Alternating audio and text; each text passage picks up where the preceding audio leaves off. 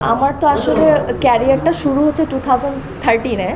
So ওইখান থেকে বের হওয়ার পরে যখন চ্যানেল আই আমাকে অফার করলো ঘাসফুল, তখন আসলে আমার তো একটা 2 বছর কন্ট্রাক্টও থাকে, যেহেতু চ্যানেল আই থেকে বের হয়েছে। সো ওই জায়গা থেকে আসলে যখন আমাকে বলা হলো করতে, তখন না করতে পারিনি। সো ওইভাবে আসলে ঘাসফুলটা করা। কিন্তু ঘাসফুল করার পর আমার মনে হয়েছে যে আসলে তো মাত্র স্টার্ট, অ্যাক্টিংটা তো আমি তো থিয়েটারের মেয়ে না। সো অ্যাক্টিংটা আসলে জানার বোঝার অনেক ব্যাপার আছে।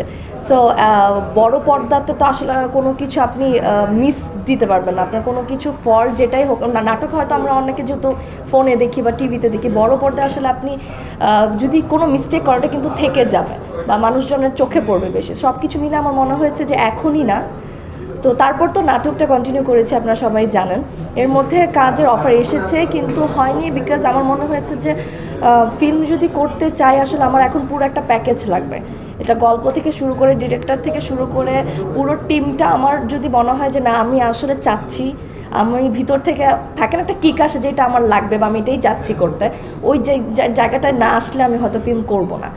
সো সবশেষে যেটা হলো, রায়হান ভাই আমাকে যখন এটার জন্য অফার করলো, তখন আমি জাস্ট এক বসায় যখন গল্পটা শুনলাম, আমি গল্পটা শোনার সাথে সাথে হ্যাঁ বলেছি, বিকজ আমার আসলে ওই তর্স হয়নি যে আমি এটা আসলে এটার সাথে আমি ইনভলভ থাকতে চাই, এটা যেভাবেই হোক। কারণ জেসমিন যে ক্যারেক্টারটার কথা আমরা বলছিলাম, এই ক্যারেক্টারটা এত সুন্দর একটা ক্যারেক্টার, পুরো গল্পটা এই মেয়ের ক্যারেক্টার নিয়েই আসলে করা ঘটে, পুরো গল্পটাই শুধু এই মেয়ের ক্যারেক্টার নিয়ে।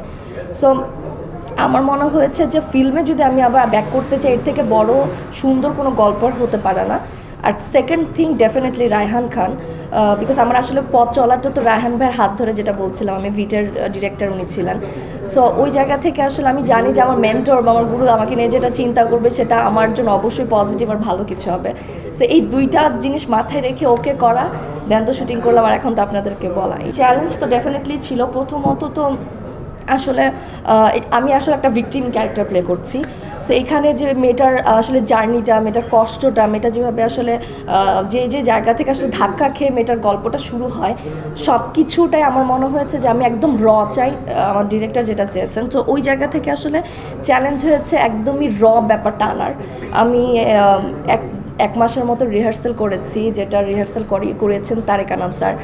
আমি আসলে কোনো ক্যারেক্টার যে এত ডিপলি চিন্তা করা যায়, আমি তারেক আনাম স্যারের রিহার্সালে না গেলে হয়তো বুঝতাম না এই ক্যারেক্টারটা আসলে কীভাবে চিন্তা করবে, কীভাবে হাঁটবে, কীভাবে কথা বলবে, এভরিথিং আমাকে ওইখানে শেখানো হয়েছে। আর তাছাড়া আমি নিজের থেকে যতটুকু করতে পেরেছি, আমার চুল কালো করা থেকে শুরু করে এই ক্যারেক্টারটা আসলে কষ্টটা কেমন হতে পারে এটা জানার জন্য আমি বিভিন্ন হসপিটালে গিয়েছি, আমি বিভিন্ন রোগীদের সাথে কথা বলেছি, ওদের হাত ধরে বসে আমি ঘন্টার পর ঘন্টা কথা বলেছি, ওদের কষ্ট দেখেছি। আমি যতটা পেরেছি আমার জায়গা থেকে আমি পুরোপুরি এফোর্টটা দিয়েছি। সো এটা অবশ্যই চ্যালেঞ্জের। তো সব কিছু মিলে আমার মনে হয়েছে যে আমার থেকে আমি 100% দিয়েছি, ডিরেক্টর 100% দিয়েছে। এখন এটা ভালো কিছু একটা দাঁড়াবে, আর ইনশাল্লাহ দর্শক ভালো। Next level, well done, side by side, fridge.